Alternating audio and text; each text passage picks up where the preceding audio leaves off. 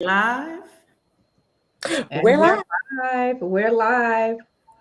Are we We're live? live with another episode of. Actually, we have a new show name, Our Four Cents. Right. Last time we told you guys that we needed a new name. We told you why we were changing it and everything. So we have a new one, fresh new, Our Four Cents, because we will be sharing our 4 cents on money topics that are relevant and important and impactful to Black women. So that's how we came up with the name, with it being four of us, each sharing our perspectives and opinions to help you with your personal finances.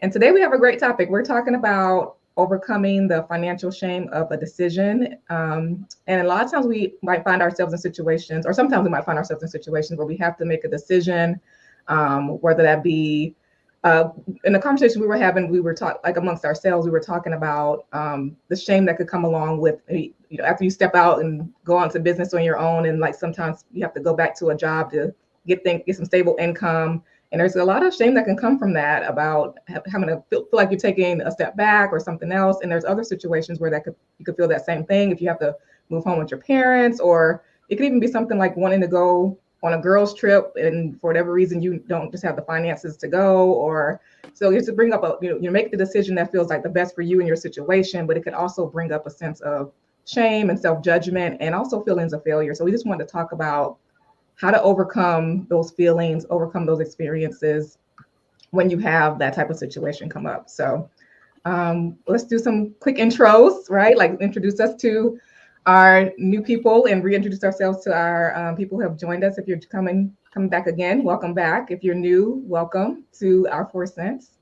I'll kick things off. My name is Chiante Jones, and I'm a financial coach for women and the founder of Dollars and Change. So I help women who have learned how to make good money, but are still trying to learn how to really manage it well. So learning how to build that savings, pay off debt, shift their mindset around money to really help them thrive with their finances.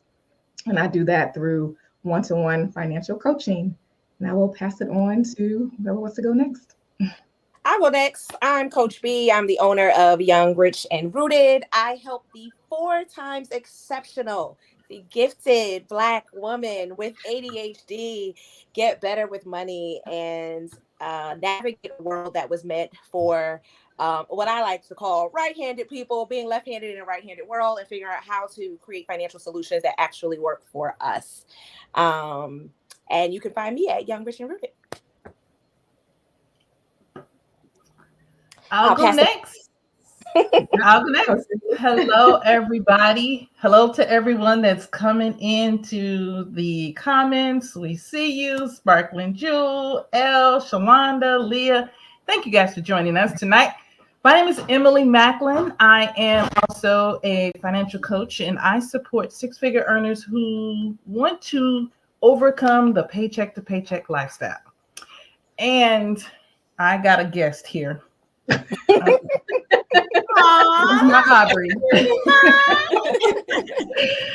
And I help them. You know what? This is a very, very familiar topic for those that I serve because lots of them, for whatever reason, feel a lot of shame. Because when the world tells you you make six figures, you're doing it, right?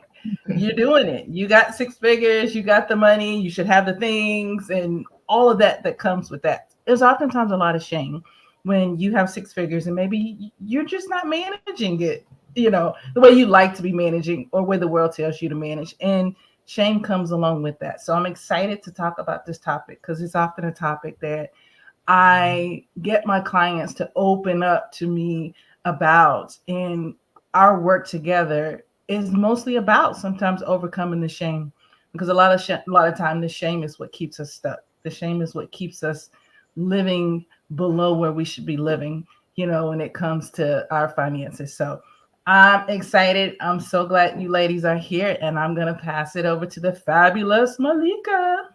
Hey, hey, hey. Hey, financial besties. I see some of y'all in the comments. How you doing? How you been? But if you're new to me, hey girl, hey. My name is Malika and I'm a money coach and also the founder of Fabulous Financials. I primarily coach Black women on how to invest in the stock market because the stock market changed my life.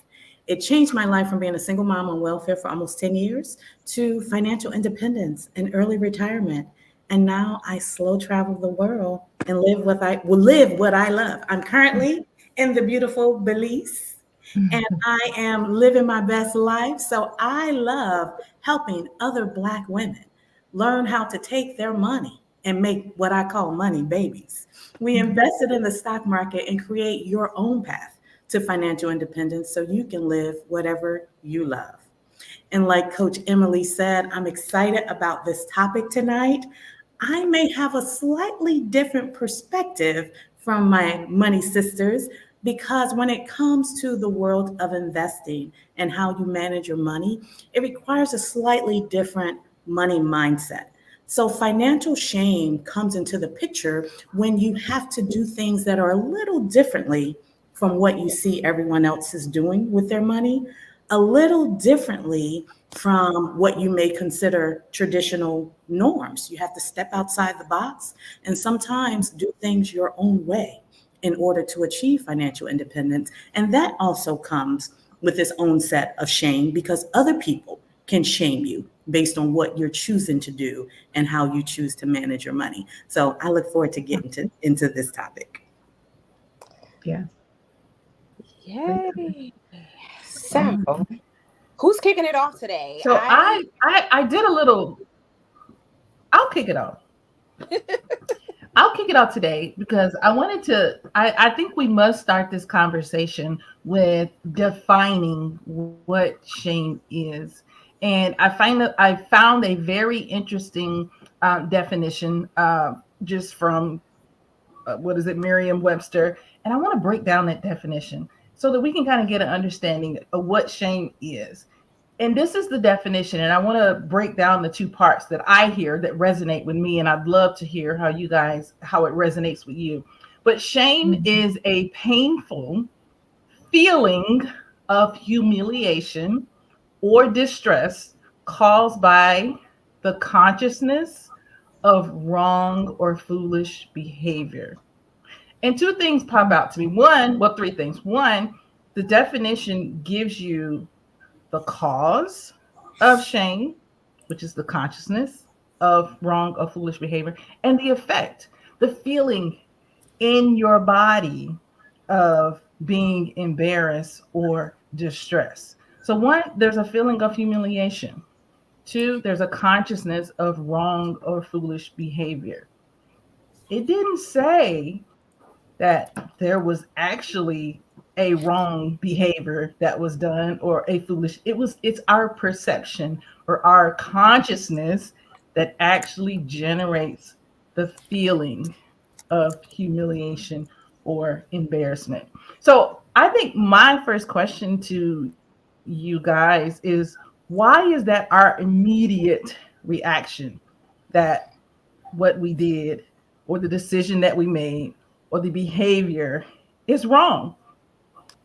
I There's think not a lick of truth in there that says, it was wrong. But why is that our immediate reaction that we've done something wrong? And it I says, I am wrong. We feel wrong. I think some of this can even stem back as early as like childhood. We're kind of groomed in school to have there's a right or wrong answer, right? We take Yeah. standardized testing and we train our kids to not think that there's multiple ways to do things. There's one way to solve this math problem, there's one answer, and we don't encourage alternative ways of thinking and thinking through things at a very early age. And then you pile that on with right now social media where everyone's got an opinion about something, and no matter what you do, somebody is telling you how you did this wrong. You're a bad parent. You're a bad this. And so we're constantly battling this, this narrative that there is a right and a wrong way to do life. And so every decision we make, we're kind of filtering it through to protect ourselves from judgment. And so that's my thought process is it begins as early as childhood. From judgment. That's a whole word. That's a whole word. Because when I think about shame, specifically financial shame, I think about how society establishes a benchmark for us Yeah. that Yeah. we all strive to achieve. And we tend to compare ourselves to what everyone else is doing. And when we feel like we're not measuring up to what everyone else is doing, the keeping up with the Joneses, we feel shame because we're falling short of that benchmark. and then we feel judged because we feel like we should be at that level, whether by a certain age or because we earn a certain income. Like Emily said, we got that 6-figure salary and still robbing Peter to pay Paul, or whatever the case may be. We have either that self-judgment or the fear of judgment from other people that causes the shame because we're not measuring up or we're doing something different. Yeah, and I agree with you guys that I think a lot of it is influenced by societal norms and societal expectations and just conditioning of what is expected and how things are supposed to look.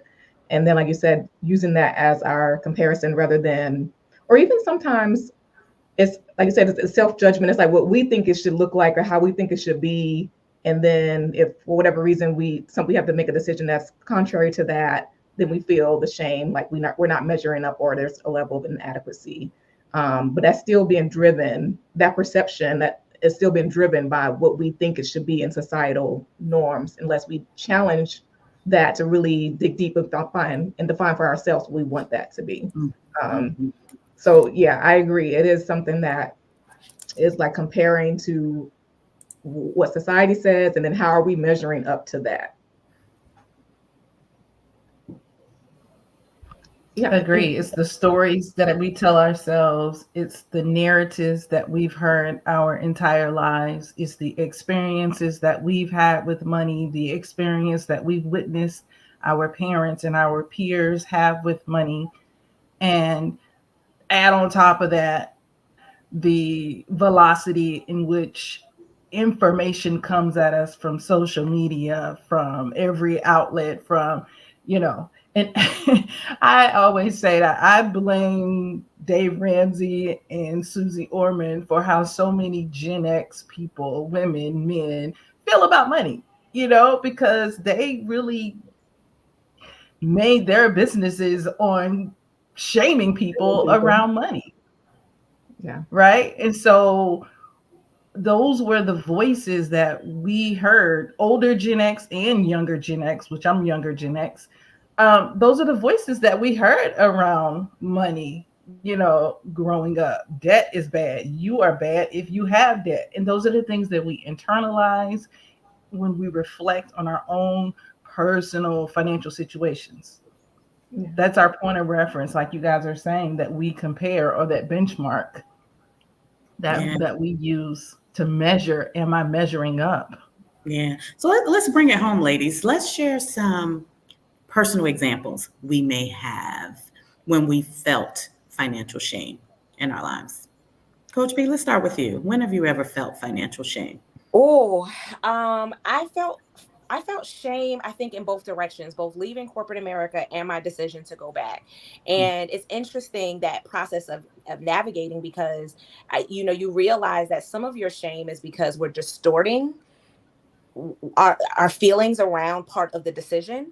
And so a lot of the, my decision to want to go back initially was like, I really was curious about something I was creating for my clients, but I wanted to test it out. And I don't have traditional 9-to-5 income. And I kind of need to be in that space to get to test this out. And I remember having this conversation in my head about like, well, it'll look like something's going wrong. And I know that to not be the case, but I was still battling that, because it's important to, instill confidence in what you're doing as a coach. And I realized that also I wasn't demonstrating that, we had this conversation the other day, Malika, that we reserve the right to change our mind. The whole point of my business was creating, becoming financially unfuckwittable, was that we make clocking in optional, which means you always have the choice to clock back in and out. But in the past, it had always been like, you have to be here, you have to do it, you get paid too much money to quit, you have these golden handcuffs. And I wasn't giving myself to demonstrate the other end of that. If I don't choose to do it when I was really excited about this position, and I really am curious and want to explore it, because I worry about what that looks like, I'm communicating to someone else that changing your mind is something to be ashamed of, that you don't have an opportunity to say, you know what, this was fun. Because I know plenty of people who retired and was like, I'm bored now. I don't think I want to stay home all this time. I want to find something to do. And I'm not giving them the permission to do that, because I'm afraid of what someone else will perceive that as. And it just took some time and some self-work for me to be able to work through where those feelings were coming from. Are these feelings facts or are they feelings? Yeah. And then being able to unpack those things and understand, like, why do I care anyway? Also, um why, what am I making this mean? There's a lots of moments where you realize, like, what is this going to change? Why have I attached so much value to what somebody else thinks or feels about a decision that I make? And I think some of that comes from society telling us that there's one way to do life. There's one way to earn money. There's one way to be educated. There's one way to show you're successful. We Good believe in the point. American dream. And if it doesn't look like that, then it's not success, as opposed to choosing happiness. Like, this makes me fulfilled.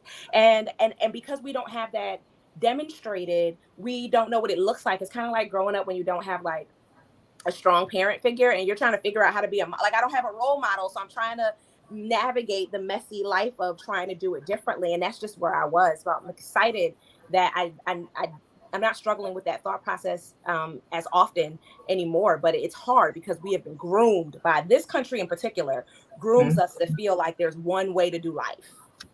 Yeah. Yeah. Well, and I think it is becoming more, the shift is slowly happening of having like multiple careers in your life, right? We are, we get out of, coming out of high school and you're just supposed to be deciding in college what you want your career to be basically for the rest of your life. And then you go and start working in there and you're just supposed to stay in that particular field forever, as if your interests might not change. You don't evolve as a person. You don't grow as a person. So I think more and more, particularly like our generation and younger, are challenging that you have to stick with the same career for the rest of your life, even if you've gone to school for many years to, acquire whatever professional level. Like, you always, just like you were saying, Coach B, always reserve the right to change your mind, and it's okay for you to evolve and do something different. And to have 2, 3, 4, 5 different careers before you decide you want to retire, right? So I think we are challenging that more now, where it doesn't have to be, like you said, this one right way to do it, because life has evolved. Society in certain ways have evolved, but especially us, we're still kind of in that mix of challenging that a little bit, where we were probably raised with certain, perceptions and ideals still, but we feel like in our current state now, like wanting to challenge that and do something different. And that could create that identity shift piece of like, okay, how do I do something different? How do I move a different way? And then that might bring up feelings of shame along with it, right? Something else I want to add is that not only do we reserve the right to change our mind, we reserve the right to grow. Sometimes changing our mind isn't because we want to go back and we actually, it's more like, for example, I love the idea of like house hacking, and the idea of like, why was I trying to pay all my bills myself? Like, that was so dumb. I could learn. I don't know why we was in a rush to grow up, right? Like, why would I not want to, collectively work together with my family so we can build wealth faster and acquire more properties? And I have this knowledge now that I didn't have when I was younger about how other cultures are able to build wealth so quickly and, acquire properties and business so fast because they work together. I have that new knowledge, but in my head, sometimes when I was younger, I would go, but it's going to look like I'm taking a back step if I have a roommate, or if I, take on a renter. What does that look like, right? But I've grown. I have a new understanding of what we can do, and the idea that I'm going to slow down my growth and my process because I'm concerned about what that looked like is crazy, because we have new information now. We didn't know anything about house hacking. At least I didn't when I was younger. I didn't understand the concept of, living together, saving up money, buying an asset, paying that off, buying another asset. Like, I didn't have that knowledge before. And now that I have it, heck yeah, I'm willing to, what might look like to them that is backstep in order to acquire assets faster so I can have passive income and globetrot like Malika. I'm like, I don't have that fear anymore, but we reserve the right to grow as well. And growing means that you might change your mind as well. Yeah. I would like to say that you need to give credit where you get the phrase from. Because with that credit will come the context of how I use it. So, reserving the right to change your mind. When I say that, it's more so over time, we're evolving. We're evolving and we're constantly learning. So, I always encourage my clients when they make a decision to reserve the right to change your mind, because no decision you make is permanent. And oftentimes we hesitate to make decisions. We procrastinate on making decisions, or sometimes we don't take action at all because we fear the decision and the impact of that decision. But once you realize that you have the power, you have the control to reserve the right to change your mind, that decision no longer feels so permanent. So it opens the door and gives you some relief to say, okay, if I choose path A and it doesn't work out, or it's not the outcome that I anticipated, it's okay. I can pivot because I reserve the right to change my mind, whatever that may be. It may be going back to square one, or it may not be. It may be doing something completely different. And an example I can give of that in the travel world, since you mentioned globetrotting. So when I initially left the United States, I wanted to live abroad.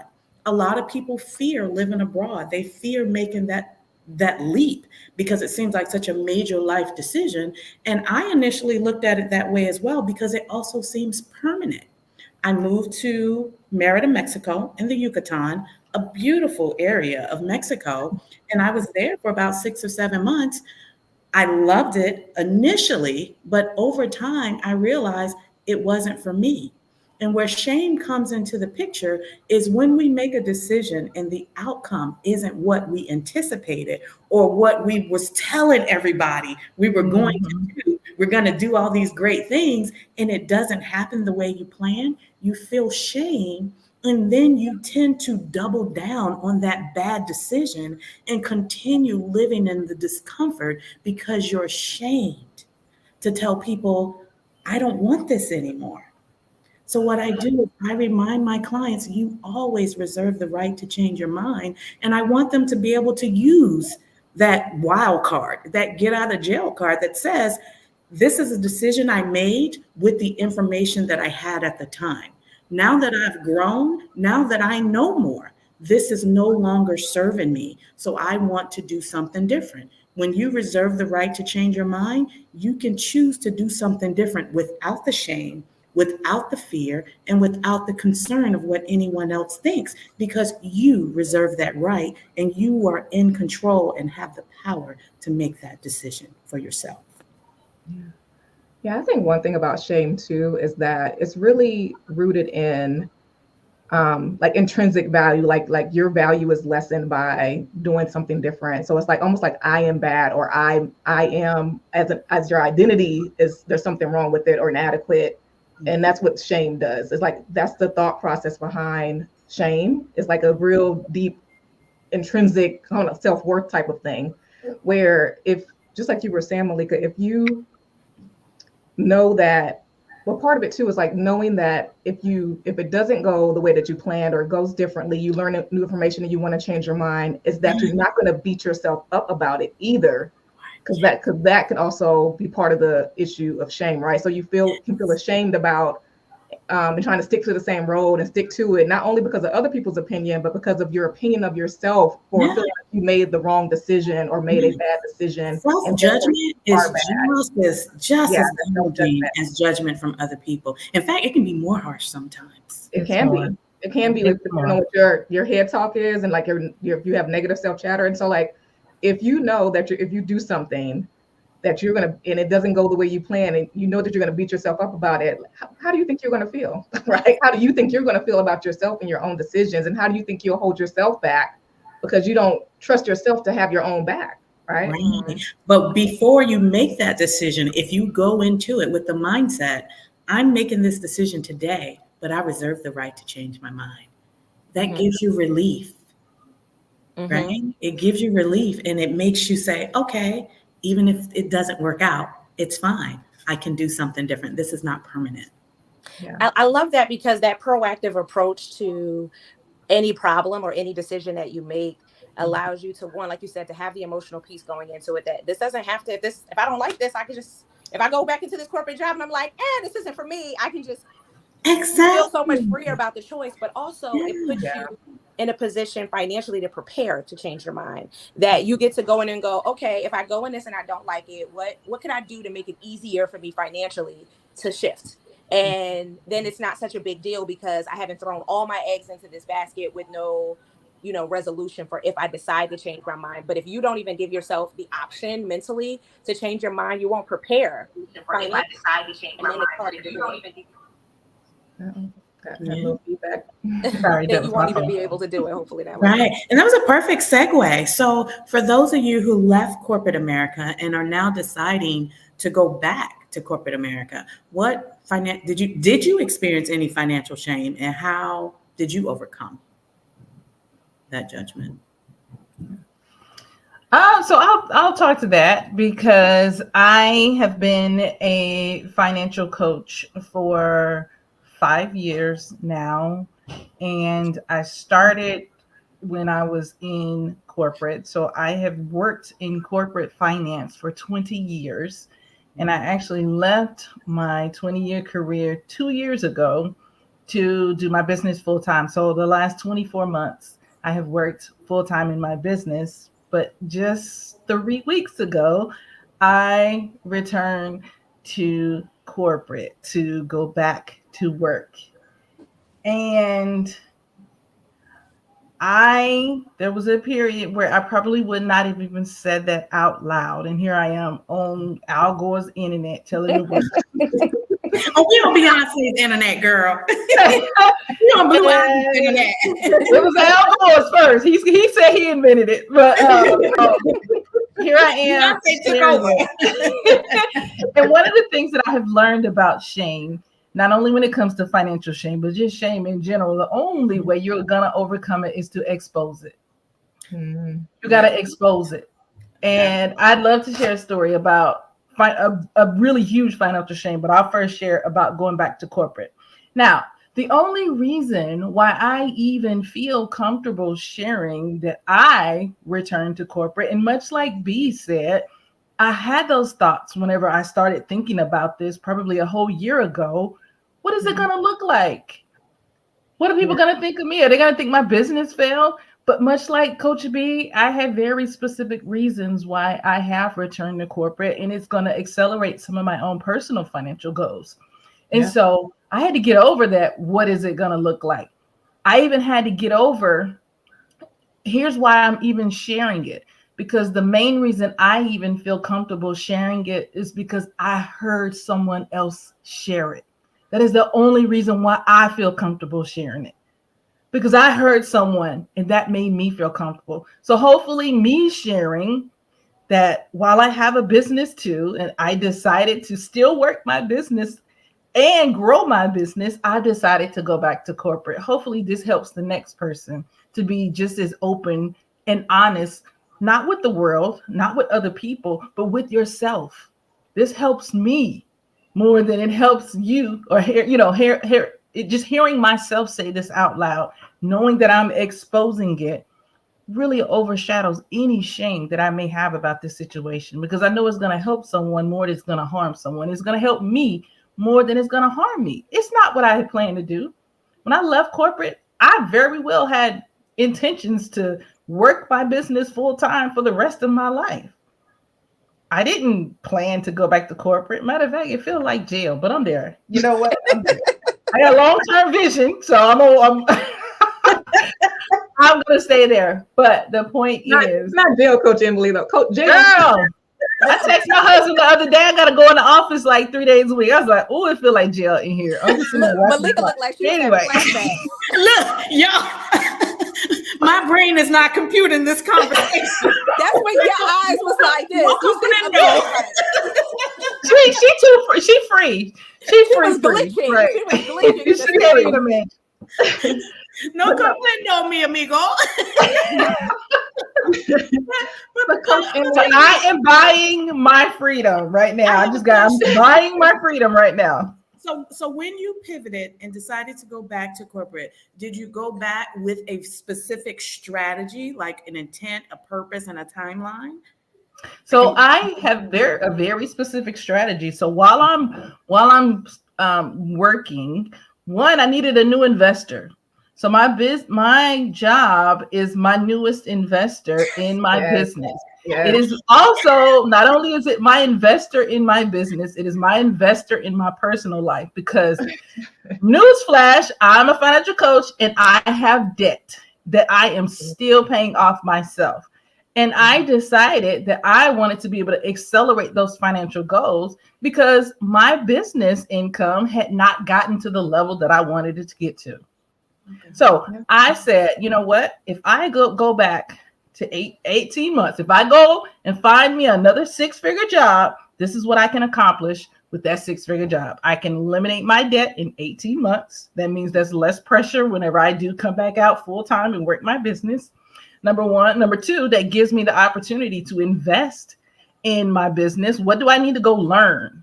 What do I need to go buy? Do I need to invest in paid advertising? This gives me capital to go do things in my business that maybe I necessarily couldn't do.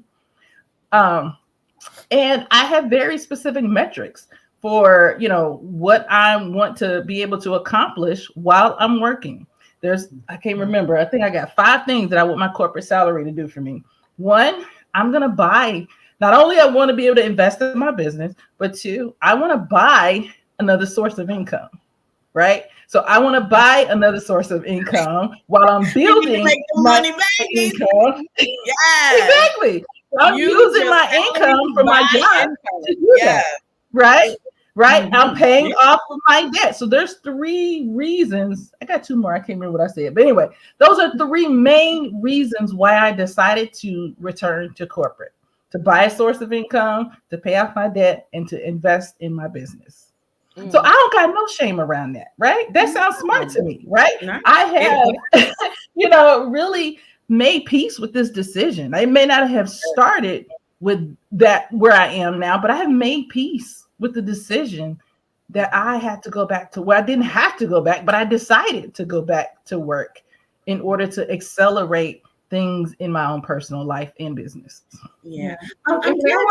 I'm glad you shared that, Emily. And the reason why I ask is because so many of us want to get out of corporate America because of the microaggressions, because of the stress, because of the racism, because of all the things. But because you have a very, very specific strategy, you have specific things you're working on and a timeline. So when those things happen, because they are going to happen, you're already referring to it as jail, right? So when those things happen, those reasons, those specific reasons that you have, that's what's going to keep you not grinding. I hate that word. That's what's going to keep you grounded so that you can stay focused on your personal goals and get through each day. So I commend you. Yeah. Another thing, I found my little list here. Another thing that I want to be able to do is my company offers a 10% match on my 401k. So I'm going to go get that, 20, 30,000 that I can put in there over the next, 18 to 2 years and, replenish some of my 401k on my retirement funds too. That's another reason. Money. Get that free money. Yeah. It's free money. Thanks for sharing, because you just freed somebody, right? You just freed somebody who needed to hear that. And one thing that I want to point out that you said is that you didn't start out that way. You had the feelings of shame at first, right? Or the feelings of kind of like mixed emotions about it.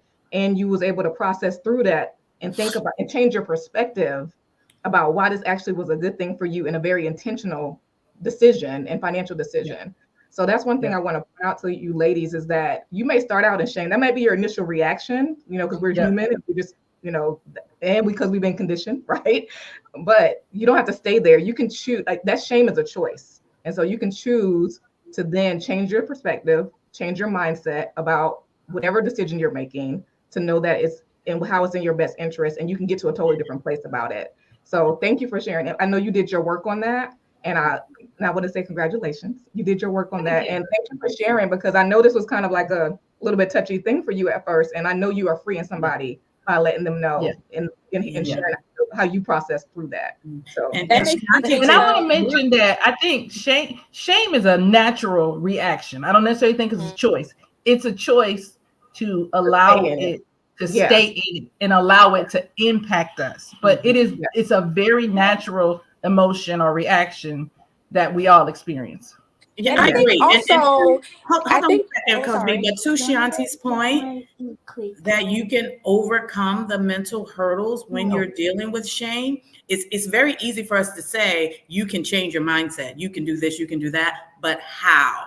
Coach Emily just gave us a very detailed step by step process as to the how she did it. So having a detailed plan, having a strategy, having goals for why you need to do what you do, be clear about your why, and having a timeline. I hate to use the acronym, the SMART goal thing, but that comes to mind. Having a timeline for whatever it is that you're trying to achieve or whatever it is that you're pivoting back to that you may not desire. But having a clear why, having a strategy, and having a timeline, that's the how behind how you change your mindset and how you overcome the shame, to Shanti's point. So good stuff, all of you ladies, good Yeah. stuff. I think, you know, something that was important, and it kind of makes me think of, it was somebody in the comments who had mentioned about living by design, by not default. And it Mhm. made me think of like the idea of shame, first of all, is like you said, it's a human emotion, but it's also, it's normally our, like, our default emotion.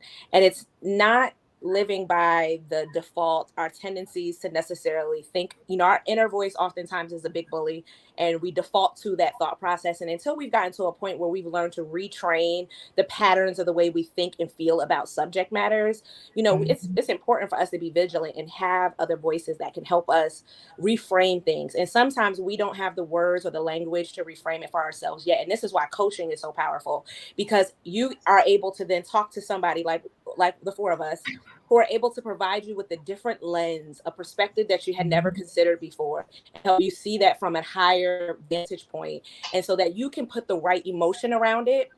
Because if all you know is this, you don't have this deeper thought process. So, you know, Emily, when you were talking about going back to work, it's like before, when we worked in corporate America, we didn't really have, the purpose was like to pay our bills, right? Or because society said you as an adult to be responsible, like have a job, right? But now going to work feels different because there's a very specific purpose. Your why is so much greater, so much more powerful, and it's so exciting to be there because it's with such intention.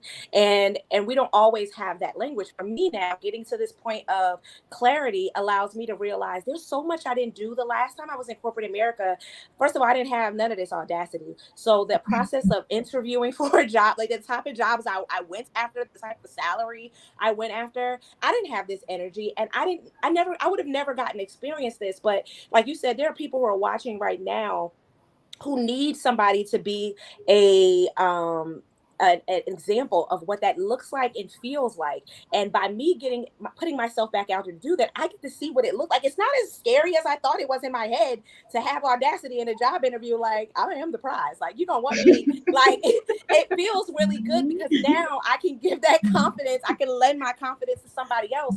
But I wouldn't have that if I didn't put myself back into that place. It gives me an opportunity to go back through the interview process again and do things differently, like understanding the salary negotiation process, which I didn't know back then, and I didn't have the knowledge I have now. Now I get to implement it and demonstrate to people in real time. A lot of times people learn best by seeing you do something, not just what you say, but what they see you do. And I get to in real time show them, like, right now, here's what, you know, this Indeed looks like, or LinkedIn looks like, and here's some really cool tools and features that I just wasn't bothering to play with because I've been full-time business owner for 4 years. It's exciting, and having this purpose and knowing that this is why I'm doing it is because not only does it give me an opportunity to feel feelings I never thought I would feel in a corporate America, one of which is, for the first time in my life, and this is powerful, I get to be myself. I have never gone into a corporate space where I didn't feel like some part of me needs to code switch. But I went in that job interview like, no, I'm not code switching. I told her that actually during the interview. This is what you're going to get, because there's somebody who needs a financial professional who looks and talks like me. And I know that's important to be authentic. And she loved that about me. And so, you know, to be able to have that for myself, to discover for myself that I am good enough right here, that just does some healing that needed to be done a long time ago. So yeah, that's where I'm at. Question for you. I heard everything you said. I'm nodding with you until you said, and I'm happy to be here. We can talk more about that because my brain doesn't understand that type of language. You're excited to be back in corporate America? am. And here's the thing. I think it's different. When you have clocking in is optional. Use your imagination, Malika. Come on now. You don't dread Mondays because you know you here because you wanted to, right? I'm thinking about it from first of all, this is an extension of my business. This position is financial counseling, and I'm getting an opportunity to travel. I can take assignments overseas. I'm about to travel on their dime, not my dime. Okay. So I am super excited about the relationships I get to build. Malika, you got it. Traveling I get it now. Like, said the buzzwords. Yes, it's gonna grow my business. It's gonna give me credibility that I'm the organization that the people who I'm working and doing financial counseling for, like, these are, try not to give too much about the business, but I'm working in a field that I'm incredibly proud of, but also the opportunities that are going to be able to grow my actual business. So it feels like it's an alignment with my business. It's not a distraction. But also then there's the part I just said, the healing that I want to know what it feels like to go into a place and know that if I don't like it, I can just go. And I know it intellectually, but I'm getting your mind. Experience it now. Like, it's one thing to know that in your mind. It's another thing to walk into it with it and actually try it out, to just try the dress on and like, this is what it's like to be at a job where you don't got to be here. No wonder I'm happy I told y'all the story about Miss Myra when we show up and hi, like, because Miss Myra don't need this job. And that's my story of financial independence. You reach your financial independence number, honey, your stride gets stank. I don't need this job. I'm here because I woke up this morning. But what y'all want to do today? Right. It's real different. It's optional. It's real different when you don't have to be there. I'm not changing my hair. I'm not taking off these hoops.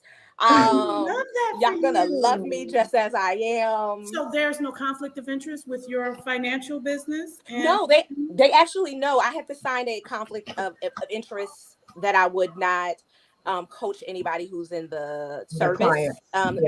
So there's no conflict of interest there. But I coach people with ADHD. Not that people with ADHD can't also be in the military, but that there's no conflict of interest there. So they're aware, and a lot of their financial counselors also have businesses of their own, so they don't have a problem with it at all. It's beautiful. And the beautiful thing about this position is I get to decline assignments. So they'll tell me that there's an assignment, they need a financial counselor at this base, right? I could look at it and be like, that conflicts with something I already have. I can just choose not to accept the assignment. So it doesn't inhibit my ability to do my business, to honor the commitments I've already made. So it's not affecting my ability to do business. So I'm like, I'm excited to be here. I love that for you. Yes. You changed my mind, girl. I love it. Shanti, what about you? Have you experienced any financial shame? I was thinking about this, knowing I was coming into this conversation. I will share that I have thought about, I've considered, just like Emily, I left my job. We left our job about at the same time 2 years ago. And over the course of these 2 years, I have thought about going back into a job for some of the same reasons that Emily was saying, about like making a very intentional decision about accelerating financial goals or putting some other things in place. And so that is one thing that I have thought about. I haven't made that final decision yet. It's still out there. It could, like you said, anytime you could change your mind and decide to do something different if I feel like that's the best decision to make. But I will say, I'll be lying if I didn't say there was some feelings of financial shame that came with that, because like you said, it's a natural reaction, but you can choose not to sit in that and be okay with your decision. And so if I do decide to go that route for whatever reason, one of the things that I have thought about is deciding what terms I want to go back on. So like, just like B was saying, like she found a position where she could still do her business, just like Coach Emily, she could still do her business. So like, what are the requirements or parameters that I'll be willing to go back to, that I could live with and feel okay with in order to reach those financial goals, if that was the decision that I decided to make. So I feel like it would definitely be from a more empowered place of saying I'm intentionally doing that, rather than this is just a path you take and this is the one way to do it. It's like, well, no, I know more information now. I've learned more about myself now. I've experienced something different. And so if I decide to go back, it'll be for very intentional reasons. that I would do it. And so I have even worked myself, even though I haven't made that final decision, on the shame that could come along with that, of doing something different than what you was initially saying. Well, no, I did it, but now I'm pivoting again to something else, right? So like just being okay with that and trusting yourself to make the decision that you need to make for yourself when you need to make it. Oh, that's good. Good. That's so good, because it makes me think about my own experience that's more financial related. So when I decided to leave my job, I had financial shame that was influenced on me. I didn't feel the financial shame of leaving, but I had what they would call a good job, had the good salary, the good benefits. And I was in my 40s and decided to resign. I don't want to do this work anymore. And it was the type of job that, for all intents and purposes, people would consider a dream job. So I received a lot of noise and a lot of backlash from, well-deserving people. Girl, what you mean you gonna quit your job? Girl, you crazy? What you gonna do for money? What you gonna do for health insurance? What you gonna do for this? And it's like all of these seeds started being planted in my head. Was like, I obviously thought about all those things and planned for all those things, but with all of these voices and all of these people saying it, it made me pause for a minute and feel like, well, dang, am I making the wrong decision? Yeah. Should I feel bad because I don't want to work? And in hindsight, I realize now, because that's the norm. That's what we're taught. Society tells us to graduate high school, go to college, complete your degree, get a job, work for 30, 40, 50 years, and then you retire and you live out the last 5 years rocking in your rocking chair on the porch. So when I would get questions like, you're only 40, what are you going to do? It's like there were these predefined definitions of what retirement means. Coach B, I think you mentioned someone that retired and they were like, oh, I don't want to sit home all day. I haven't been home since I retired. Right? It's like I created a whole new life that I love. I say that as my catchphrase and as I'm, sharing who I am, but I really live it. I live what I love. And when I made the decision to step out, to be different, to do what most people don't do, I was forced to feel shame about my decision because it was so against the norm. Mm-hmm. Yeah. And in hindsight, I'm like, girl, that's absolutely ridiculous. Somebody come to me or one of my clients mentioned that to me, I'll talk out of that so easily. I'm like, girl, we're not thinking about them. But in the moment, because I felt like I was the only one going through it and I didn't have anyone to talk about my emotions with and the shame that I was feeling, I felt like maybe I was doing the wrong thing, or maybe I was making the wrong decision, or maybe I should stay another 5, 10, 15 years and retire, do the traditional retirement like everyone else. So that was something I had to overcome. That was shame I had to overcome. And even now, when people are like, oh, what do you do? Sometimes I say nothing, depending on how I feel that day. Sometimes I say nothing because I like to get a reaction out of people. Sometimes I'll lean on my business and say I'm a financial coach or something like that. But there's still some shame because it's different. When you choose to do something different, people make you feel ashamed of your choices. Yeah. I'll tell you something else that I experienced, and you may experience this, Malika, whenever someone asks, what do you do? Mm-hmm. I tell you, when I first left my corporate job 2 years ago, it wasn't so much shame, but I struggled with identity. Oh, God. I'd always identify as... That's a whole other show, Emily. I know, but I think it's tied together. It's tied together because it's like that shame led to me like feeling like, like you said, what do you do? Well, I've always been like a corporate finance, person, a high achiever, making a lot of money in corporate. And it was like all of a sudden, I tell you, I would have these weak moments where I might be scrolling through LinkedIn and I would see all my old peers with their titles, and I didn't have a title anymore, and I felt shame about that because they're directors, they're senior managers, and like you just said, Malika, what do I do? I'm just a business owner now. This is what I mean, do. you don't feel What anyway. my response is going to be. But yeah, you can have fun with it. But that just kind of reminded me of not only the shame or the feeling, but the identity issues that come along when you do something different. Yeah. Especially when we are just shifting from being part-time in our business to full-time in our business, because I think there's a period where we're uncomfortable calling, like it takes a second before we call ourselves a financial coach, even though we've been doing this for a really long time. And so if you haven't yet embraced that identity, you don't get a monkey bar. Like you don't get to let go. It's hard when you don't quite have a firm grip on accepting, like, this is really who I am now. It's not something that I'm doing. It's that self-acceptance, like you said, your identity matters, because we often make something mean something. So it's like, well, if I do that, am I making that mean that I am a failure? No, that we're often attaching an identity to it, and that's where that fear comes from.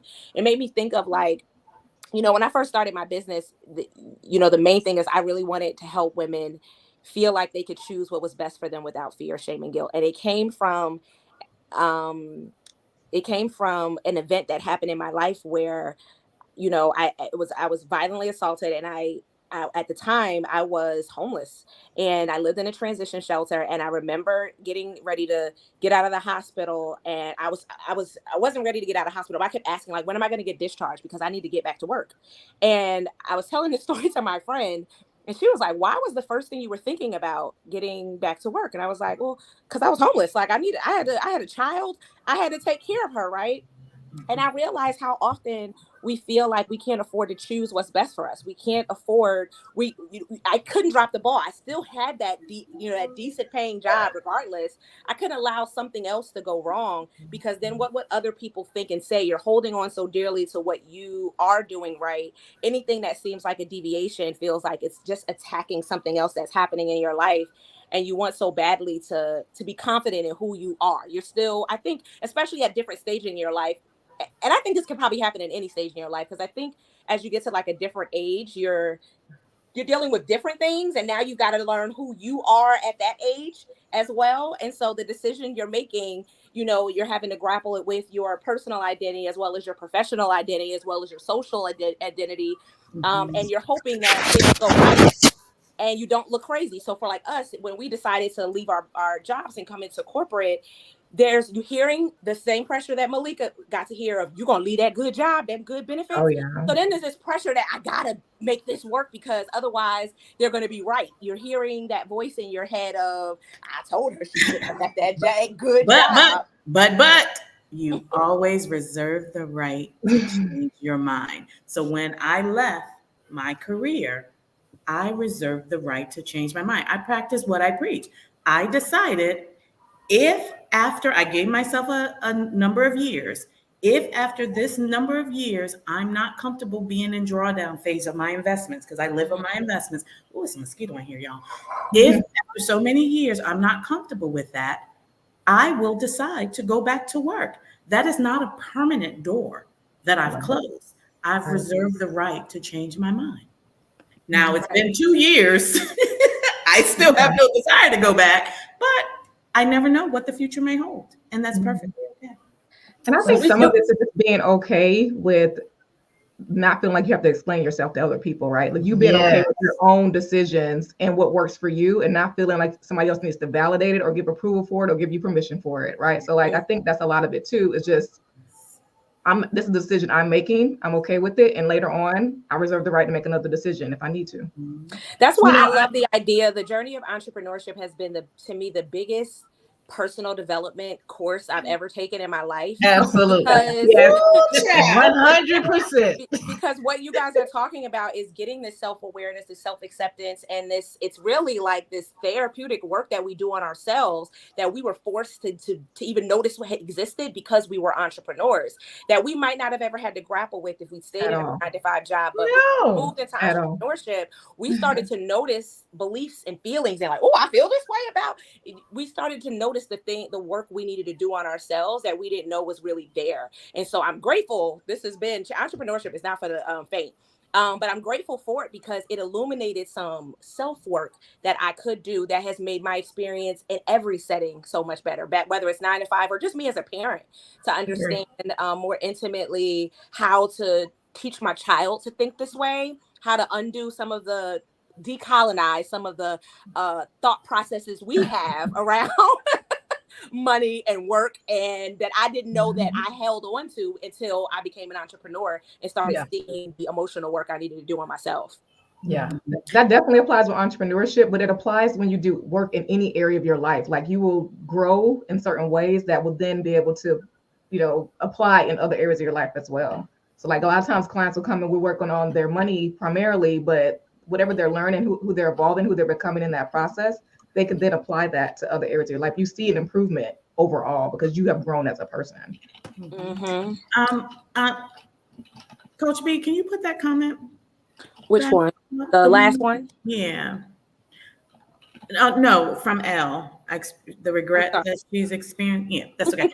This reminded me of a recurring theme about shame that I hear from most of my clients. They feel like they started late, or they feel like they're behind, or they feel like they wish they knew XYZ when they were 20 or 30, or they wish they started investing at an earlier age.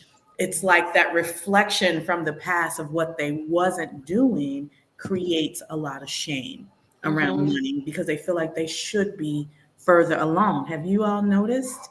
Oh, that now that you know better, Yeah. you know, there's nothing you can do about it though. I think we all do. Like, you know, and you like, oh, if I could have, I would have. We do this in our business. If we knew better things regarding marketing, if we knew better things about, you know, our need. I wasted so much time, but you're still wasting time when you get so much energy all the time. That's what I hear all the time with my clients. They're in their 40s. I've wasted all of this money, and they're great earners. All this time. I should know this by now. I'm 48. Yeah. I should know this. I'm 42. I'm 43. I'm 56. And my response to that is, if no one taught you, how would you? Why would you think you should know?